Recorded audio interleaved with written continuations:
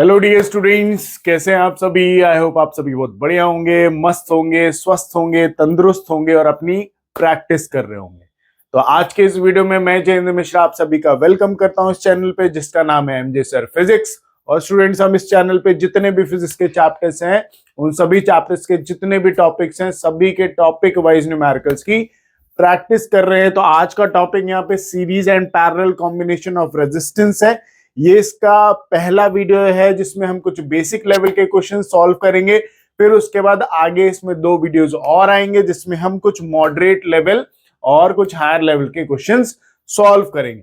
तो चलिए आइए स्टार्ट करते हैं, विदाउट टाइम वेस्ट करते हैं अपने इस वीडियो को और देखते हैं क्वेश्चन नंबर 1 क्या कहता है। क्वेश्चन नंबर 1 पढ़ें, पॉज करें, खुद से भी ट्राई करें। बेसिक लेवल की वो एक्सरसाइज का इंपॉर्टेंस ही यही है कि आपका कंसेप्ट और फॉर्मूले आपको क्लियर हो जाते हैं। ठीक है, इसीलिए बेसिक लेवल के क्वेश्चंस हमेशा करना जरूरी है। चलो क्या लिखा है, the equivalent resistance of resistors connected in series is always. क्या कह रहा है क्वेश्चन कि जब 2 या 2 से ज्यादा रेजिस्टेंस का नेट वैल्यू निकाला जाए किसमें, सीरीज कॉम्बिनेशन में, तो वो नेट वैल्यू क्या है, equal to the mean component of resistance. क्या सभी का एडिशन इक्वल है मीन वैल्यू के। ठीक है, equal to the mean component of resistance मतलब mean component value less than the lower component of resistance. क्या सभी जो नेट वैल्यू है वो लोअर रेजिस्टेंस के वैल्यू से कम है। तो देखो सीरीज कॉम्बिनेशन में सिंपल सी बात क्या होती है कि अगर आर इक्विवेलेंट की बात की जाए तो मान लो आर इक्विवेलेंट की बात की जाए और 2 रेजिस्टेंस जो सीरीज में कनेक्ट हैं तो R1 प्लस क्या होगा R2। यही फॉर्मूला होता है। 2 रेजिस्टेंस अगर सीरीज में कनेक्ट है डायरेक्ट ऐड करते हैं। तो एक चीज बताओ, अगर यहां पे इसका वैल्यू 2 है और इसका वैल्यू 3 है तो नेट वैल्यू कितना आएगा 5। तो क्या हुआ, क्या मतलब निकला कि दोनों रेजिस्टेंस का जो वैल्यू उनका सम होता है, ये मतलब इन दोनों के वैल्यू से हमेशा क्या रहेगा, आर इक्विवेलेंट ज्यादा रहेगा, है ना। R1 प्लस R2 करोगे तो 2 और 3 था, तो 2 और 3 को प्लस करोगे तो 5 क्या होगा, इन दोनों से ही बड़ा होना चाहिए। तो क्या लिखा है last, in between the lowest and highest component of resistance. नहीं, दोनों के बिटवीन में नहीं है, 2 और 3 के बीच में थोड़ी है, 5 है, 5 उससे ज्यादा है। Equal to the sum of component resistance, equal to sum of component of resistance, इन दोनों के सम के इक्वल है ये। ठीक है, तो ऑप्शन नंबर डी यहां पे करेक्ट रहेगा। ठीक है, आर इक्विवेलेंट सीरीज कॉम्बिनेशन में डायरेक्ट ऐड करते हैं। चलो नेक्स्ट क्वेश्चन ये रहा, क्या लिखा है, a cell of negligible resistance and EMF 2 volts is connected to series combination of 2 ohm, 3 ohm and 5 ohm. The potential difference in volts between the terminals of 3 ohm resistance. देखो 3 resistance है और तीनों किसमें, सीरीज कॉम्बिनेशन में है, और एक battery है मतलब सेल कह लो जिसका EMF कितना दिया है 2 वोल्ट, और ये है 2 ओम का रेजिस्टेंस, ये 3 ओम का रेजिस्टेंस, ये 5 ओम का रेजिस्टेंस। ये सर्किट कुछ ऐसा बन रहा है। अब पूछा है कि अगर ये तीनों सीरीज कॉम्बिनेशन में कनेक्ट है तो इसके अक्रॉस पोटेंशियल क्या होगा। तो सीरीज कॉम्बिनेशन में करंट सेम होती है, पोटेंशियल अलग अलग होते हैं, तो इसके अक्रॉस पोटेंशियल डिफरेंस पूछा है। तो potential difference across 3 ohm resistance V is equal to क्या होगा, I इंटू में R, यही होता है। ठीक है, यही होगा ना, V is equal to I into में R। तो करंट I दिया है, रेजिस्टेंस R कितना है 3 ओम, रेजिस्टेंस 3 ओम का है, करंट निकालनी पड़ेगी, करंट निकालोगे, करंट अब तीनों रेजिस्टेंस में क्या रहती है, सेम रहती है क्योंकि सीरीज कॉम्बिनेशन। तो पहले चलो करंट निकाल लें। I is equal to V by R. V by R की जगह यहां पे आर इक्विवेलेंट लिखोगे, क्योंकि ये जो करंट है ये तीनों रेजिस्टेंस में जा रही है, तीनों रेजिस्टेंस में जा रही है और तीनों में सेम है, तो तीनों सीरीज कॉम्बिनेशन में डायरेक्ट ऐड होंगे। और ये करंट किस पोटेंशियल की वजह से, इसकी वजह से बन रही है, तो 2 upon R equivalent. R equivalent कितना है, 2 + 3 + 5। डायरेक्ट क्यों ऐड कर रहे हैं, क्योंकि सीरीज कॉम्बिनेशन है। 5 + 3 8, 8 + 2 कितना हो गया, 10। तो करंट कितनी आ गई, 0.2 एम्पियर। तो यहां पे देखो, अब देखो करंट तीनों में सेम है, तो करंट इतनी ही है 0.2 एम्पियर। और वोल्टेज किसके क्रॉस निकालना था, 3 ओम के, तो यहां पे 3 ओम निकाल, तो V इक्वल टू कितना हो गया, 0.6 वोल्ट हो गया आंसर। ठीक है, तो ऑप्शन नंबर ए क्या है, करेक्ट है। भाई हमें इसके अक्रॉस पोटेंशियल निकालना था, तो I इंटू आर कर दिया, यही फॉर्मूला होता है। आर हमें पता है कि इसके अक्रॉस निकालना है, तो 3। करंट नहीं पता थी, और सीरीज कॉम्बिनेशन में करंट क्या रहती है, सेम रहती है। तो करंट इस बैटरी की वजह से आ रही थी, तो I is equal to V by R. V कितना, 2। आर इक्विवेलेंट लेना था, क्योंकि तीनों में करंट सेम थी, तो आर इक्विवेलेंट कितना हो गया, 10। तो करंट आ गई 0.2 एम्पियर, यहां वैल्यू रखा, ये रहा आंसर। ठीक है, पॉज करें, नोट करें, बढ़ेंगे नेक्स्ट क्वेश्चन की तरफ। ये रहा नेक्स्ट, क्या लिखा है, पढ़ो क्वेश्चन को, खुद से भी ट्राई करना है, पढ़ो। 2 wires each of radius of cross section R. 2 wire है, दोनों का क्रॉस रेडियस जो क्रॉस सेक्शन का वो आर है, but of different material are connected together end to ends in series.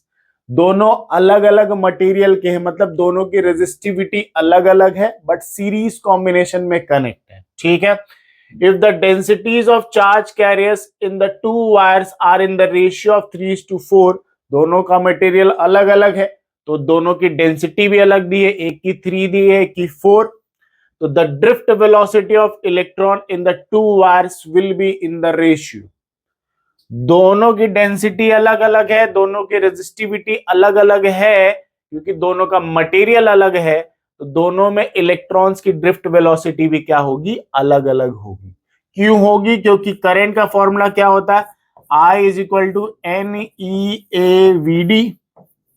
VD यहां पे drift velocity, A is cross section area, E is charge on electron, N है density, यहां से density पता चलती है। तो अब देखो, अगर यहां पे देखा जाए तो सीरीज कॉम्बिनेशन में करंट कांस्टेंट, ये फॉर्मूले को ऐसे चेंज करें, ये NEA को इधर लेके आओ, is equal to drift velocity.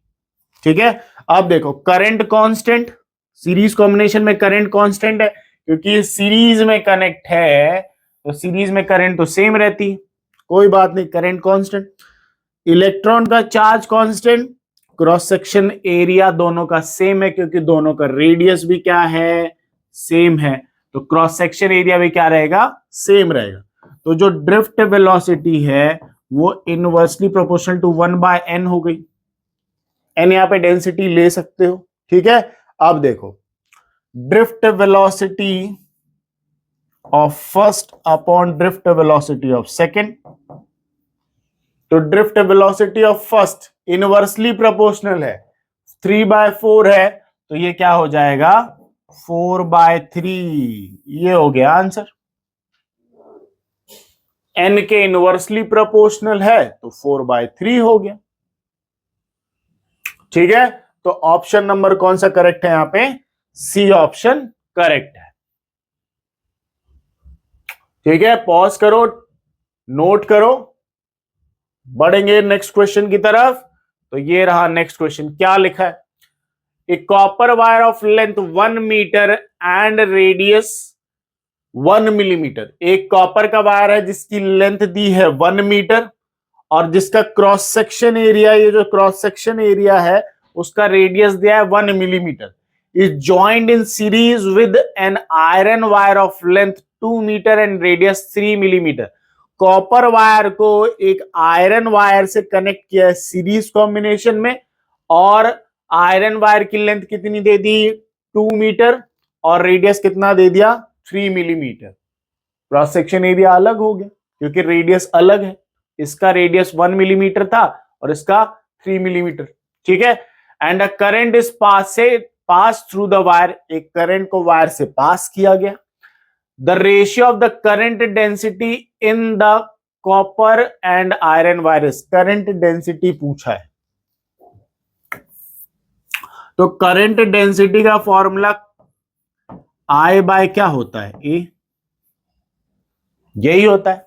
ठीक है, दोनों का रेशियो करना है तो रेशियो कर दो, J1 by J2 is equal to, current के इन डायरेक्टली प्रोपोर्शनल है, एरिया के इनवर्सली प्रोपोर्शनल है, तो एरिया क्या होगा pi R square, pi R square. Cross section area wire का क्या होता है circle, pi R square area.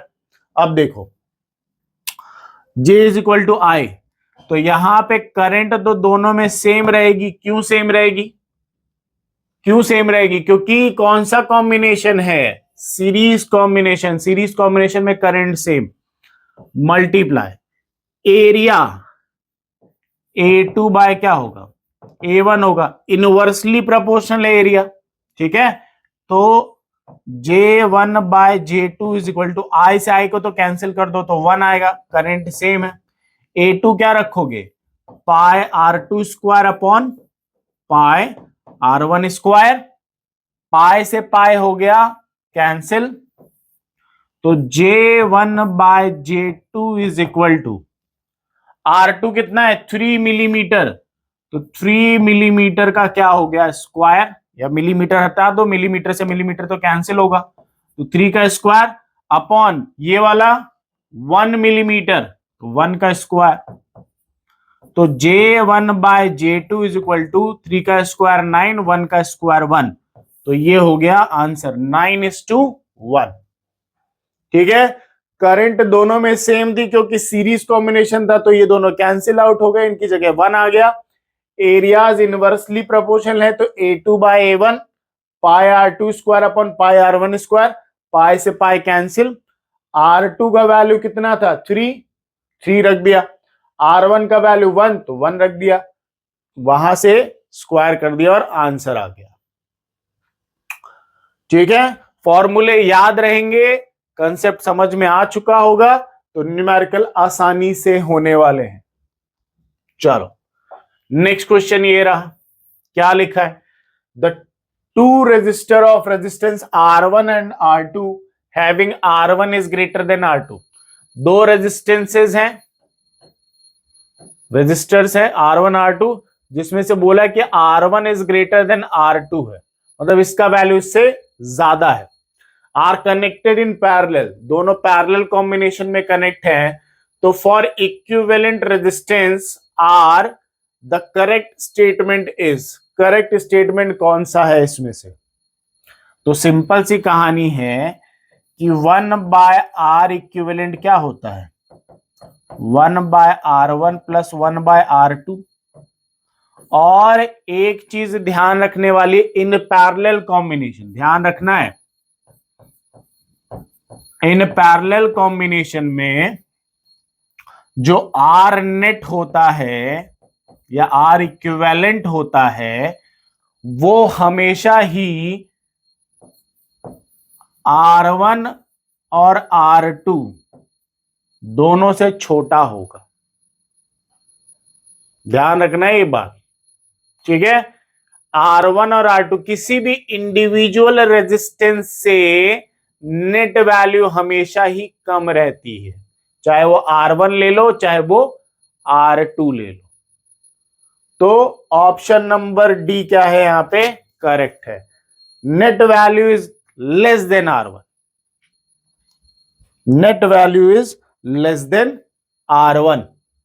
ठीक है, चलो उसके बाद क्या है देखो, A wire of resistance R is divided into 10 equal parts, एक वायर है जिसकी लेंथ मान लो L है और इसका रेजिस्टेंस R है, अब सभी को इक्वल पार्ट्स में डिवाइड करो, कट करो, वायर को कट किया, कितने इक्वल पार्ट्स में?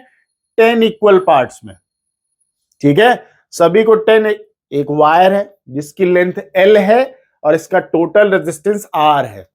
अब इसको क्या किया गया? 10 इक्वल पार्ट्स में कट किया गया, 10 इक्वल पार्ट्स में। These parts are connected in parallel. अब इनको पैरेलल में कनेक्ट किया, अगर सीरीज में कनेक्ट किया होता तो डायरेक्ट ऐड कर देते, बट इनको क्या किया गया? पैरेलली कनेक्ट किया गया है। ऐसे एक वायर है, मान लो ये रहा, जिसकी लेंथ दे दी तुम्हें L और जिसकी रेजिस्टेंस दे दिया R। अब क्या किया गया? इनको कट किया गया, तो कट किया गया तो 10 छोटे छोटे पीसेस बनाए गए और पैरेलल में कनेक्ट कर दिए गए ऐसे। ठीक है, ऐसे।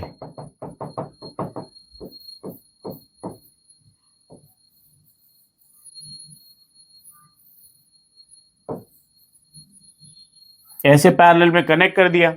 अब पैरेलल में कनेक्ट करने के बाद क्या पूछा? The equivalent resistance of such connection will be. इसका इक्विवेलेंट रेजिस्टेंस कितना होगा? तो एक फॉर्मूला दे रहा हूं स्टूडेंट्स, फॉर्मूला ध्यान रखना है आपको। फॉर्मूला, जब भी कोई ऐसा केस बने कि एक वायर ले ले, उसको 10 इक्वल पार्ट्स में, है ना, 10 equal parts, 20 equal parts, 100 equal parts, कितने भी पार्ट्स में डिवाइड कर दे, इक्वल पार्ट्स में डिवाइड करना जरूरी है, ये कंडीशन ध्यान रखना है। इक्वल पार्ट्स, कोई भी वायर रॉड दे दे, कुछ भी दे दे, अगर उसको कितने भी पार्ट्स में इक्वली डिवाइड करके पैरेलल कॉम्बिनेशन में कनेक्ट कर दिया और आपसे पूछे कि आर इक्विवेलेंट बताओ, तो आप क्या करोगे? जो भी रेजिस्टेंस ये गिवन है उसको डिवाइड कर दोगे n स्क्वायर से। जो भी रेजिस्टेंस गिवन है उसको डिवाइड कर दोगे n स्क्वायर से। n क्या है? नंबर, कितने पार्ट्स में डिवाइड किया गया। n क्या है? नंबर्स। आप देखो यहां पे वैल्यू रखो, तो R equivalent is equal to R by 10 का स्क्वायर। 10 का स्क्वायर कितना होता है? 100, तो R बाय कितना हो गया? 100। ये रहा आंसर। ऑप्शन कौन सा मैच कर रहा है? 0.0 R, सॉरी 0.01 R, ये ऑप्शन मैच कर रहा है। R बाय 100 मतलब 0.01 R। ये रहा ऑप्शन नंबर ए। ठीक है, ये फॉर्मूला ध्यान रखना है। और इस फॉर्मूले के साथ कंडीशन क्या है कि कोई भी वैल्यू दे दे, कोई भी रेजिस्टेंस दे दे, बोल दे इतने इक्वल पार्ट्स में डिवाइड कर दिया गया है, तो ये फॉर्मूला। चलो बढ़ेंगे नेक्स्ट क्वेश्चन की तरफ। ये रहा तो नेक्स्ट क्वेश्चन है the lowest resistance which can obtained by connecting 10 resistors each having resistance 1/10 ohm. तो देखिए इस क्वेश्चन में देखिए लोवेस्ट पूछा है, तो जब सीरीज कॉम्बिनेशन में होता है तो सीरीज कॉम्बिनेशन में डायरेक्ट ऐड करते हैं, तो डायरेक्ट ऐड करने से रेजिस्टेंस बढ़ता है। बट पैरेलल कॉम्बिनेशन में क्या होता है? ऐड करने से रेजिस्टेंस कम होता है। तो लोवेस्ट पूछा है, तो लोवेस्ट का मतलब है आपको पैरेलल कॉम्बिनेशन करना है। और पैरेलल कॉम्बिनेशन में क्या बोला मैंने? Formula R equivalent is R by कितना? R by N square. ठीक है, अब देखो यहां पे 10 रजिस्टर्स हैं, 10 रजिस्टर, तो एक रजिस्टर का वैल्यू 1। ठीक है, ये हो गया। आप सपोज करो n कितने नंबर से? 10 है, तो R equivalent is equal to 1/10 का स्क्वायर। तो R इक्विवेलेंट कितना आ गया? 1/100 ओम। ये रहा आंसर। तो ऑप्शन नंबर सी यहां पे क्या हो गया? करेक्ट हो गया। ठीक है, चलो बढ़ेंगे नेक्स्ट क्वेश्चन की तरफ। तो ये रहा नेक्स्ट क्वेश्चन। क्या लिखा है? Lamp use for household lighting are connected in. तो ध्यान रखना है पैरेलल कॉम्बिनेशन, सिंपल सा आंसर। चलो next, the resistance of the magnitude 2 ohm, 3 ohm, 5 ohm are connected in parallel to a battery of potential 10 volt. The potential difference across 3 ohm resistance will be, potential difference कितना होने वाला है ये बताइए। Parallel combination है, तो parallel combination है तो यहां पे एक चीज देखिए, ये 2 ओम हो गया, ये 3 ओम हो गया, ये 5 ओम हो गया, और ये बैटरी के साथ कनेक्ट है यहां से, ये रहा। और बैटरी कितने ओम की है? 10 वोल्ट की है ना, ये रहा 10 वोल्ट। ये कितने ओम का? 2 ओम, ये 3 ओम और ये 5 ओम। तो पैरेलल कॉम्बिनेशन में पोटेंशियल क्या रहता है? सेम रहता है, तो पोटेंशियल डिफरेंस कितना रहेगा? 10 से 0 10 वोल्ट। पैरेलल कॉम्बिनेशन में पोटेंशियल सेम रहता है, कोई सॉल्व करने की जरूरत नहीं है। पैरेलल कॉम्बिनेशन में पोटेंशियल सेम रहता है, तो ऑप्शन रहेगा डी, 10 वोल्ट। ठीक है, चलो नेक्स्ट क्वेश्चन है, ये रहा। क्या लिखा है? A wire of resistance R is cut in n equal parts. एक वायर है जिसका लेंथ l है, जिसका रेजिस्टेंस r है, और बोला गया कि n इक्वल पार्ट्स में डिवाइड किया गया। कितने इक्वल पार्ट्स में? n इक्वल पार्ट्स में। These parts are the connected in parallel, और पैरेलली कनेक्ट कर दिया गया, तो the equivalent resistance of the combination will be. तो इक्विवेलेंट रेजिस्टेंस अभी मैंने आपको फॉर्मूला बताया था, R equivalent is equal to R by n square, R by n square. तो ऑप्शन नंबर डी क्या है यहाँ पे? करेक्ट है। फॉर्मूला ध्यान रखना है, ये जब कोई एक बड़ा सा वायर का रेजिस्टेंस दे दे और बोले कि इतने इक्वल पार्ट्स में डिवाइड कर दिया गया है, तो ये फॉर्मूला यूज करना है, R बाय n स्क्वायर। ठीक है, तो चलिए आज का ये वीडियो यहीं पे एंड होता है। मिलते हैं नेक्स्ट वीडियो में इसी टॉपिक के नेक्स्ट लेवल के साथ। तब तक के लिए पढ़ते रहिए, आगे बढ़ते रहिए, मुस्कुराते रहिए, मेहनत करते रहिए। Thank you so much.